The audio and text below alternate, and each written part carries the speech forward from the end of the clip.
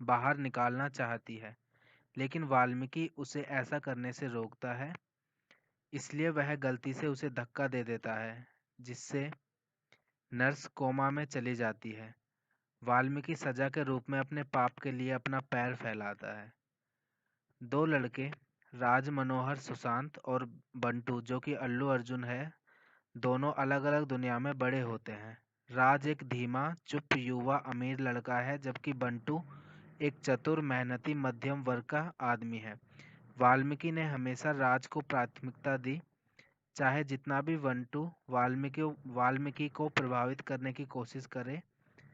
एक travel agency में interview के लिए जाते समय बंटू की बहन का दुपट्टा शेखर ने खींच लिया। गुस्से में बंटू गुस्सा हो जाता है और शेखर और उसके दोस्तों की पिटाई कर देता है।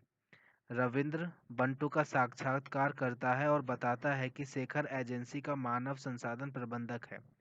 बंटू शेखर से माफी मांगता है और उसे उसकी बुद्धिमत्ता का भरोसा दिलाता है। सफलतापूर्वक एक ट्रैवल एजेंसी में नौकरी पाने का। अपने काम के पहले दिन बंटू अपने बॉस अमूल्य, जो कि पूजा हैकड़े है, के लिए गिरता है प्यार में और लिफ्ट में उसके पैरों को घूरता है, बिना यह महसूस किए कि वह ट्रैवल एजेंसी की सीईओ है। तो इसमें पूजा हैकड़े एक ट्रैवल एजेंसी की सीईओ है, जिसका नाम अमूल्य है। अमूल्य उस पर पागल हो जाती है और उसे थोड़ी मेहनत देती है, लेकिन पेरिस की यात्रा के बाद वह बंटू के प्यार को समझने लगती है।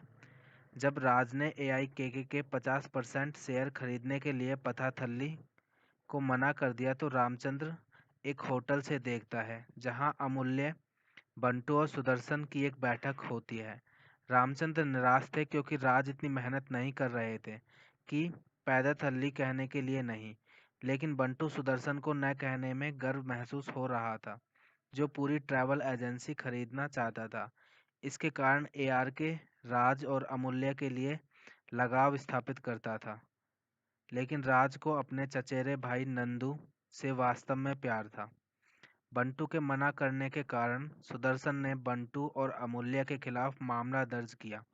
एक शक्तिशाली और प्रभावशाली व्यक्ति और अदत हल्ली के पिता अप्पा नायडू मना करने पर रामचंद्र को मारने का प्रयास करते हैं। बंटू रामचंद्र को बचाता है और उसे अस्पताल ले जाता है। बंटू सुलोचना से एक कोमा से बाहर निकालता है जिसने जन्म लेते ही उसकी सहायता की, और उसे रामचंद्र और यशु के असली माता पिता होने के बारे में सच्चाई बताता है। क्रोधित होकर बंटू ने वाल्मीकि को थप्पड़ मारते हुए कहा कि वह अपने जन्म के बारे में सच्चाई जानता है और वैकुंठपुरम रामचंद्र के घर में प्रवेश करने के लिए डॉक्टर श्रीनिवास का उपयोग करता है। एआरके रामचंद्र और यासु के साथ बंटू को फिर से मिलने की कोशिश करते हैं जब वह लॉग हेड्स में था। पैदत हल्ली को सीधा और अन्य व्यावसायिक समस्याओं को संभालने के लिए कहा। इन सभी के कारण एआरके खुशी से एक विशाल पार्टी देता है, जहां यसु गवाहों बंटू और अमूल्य अमूल्य चुम्बन लेता है और सूचित उसके घर फेंकता है, और बंटू बाहर वाल्मीकि और अमूल्य खींचती है और राज की सगाई रद्द कर देती है। अपाल्या नायडू ने इसका इस्तेमाल अपने फायदे के लिए किया, नंदू का अपहरण कर लिया और रामचंद्र के पीड़ित हाथली के लिए शेयर करने तक उन्हें जान से मारने की धमकी दी। जब वाल्मीकि बंटू को यह बताते हैं तो वह मना कर देता है, लेकिन फिर भी छोड़ देता है। वह गुंडों की पिटाई करता है, पेड़ा तहल्ली को मारता है और अप्पा नायडू को कबाब खंजर से मारता है, जबकि बंटू और वाल्मीकि वैकुंठपुरम में हैं। एआरके ने वाल्मीकि को थप्पड़ मारा, जिससे पता चलता है कि वह नर्स और बंटू से बात कर रहा था। एक व्यापक रूपांतरण के बाद यासु का दावा है कि बंटू उसके बेटे के बराबर है और बंटू को शेयर देता है। पहले तो वह मना करता है, फिर वह स्वीकार कर लेता है। यीशु कहते हैं कि राज नीचे से शुरू होना चाहिए और ऊपर से आना चाहिए। इसलिए राज वाल्मीकि के घर पर 5 साल या उससे अधिक समय तक रहे, जब तक कि वे सीईओ बनने के लिए आवश्यक कौशल हासिल नहीं कर लेते। जैसा कि राजा वाल्मीकि के घर पर आराम से रहता है और अपनी सही परवरिश के बारे में जानता है।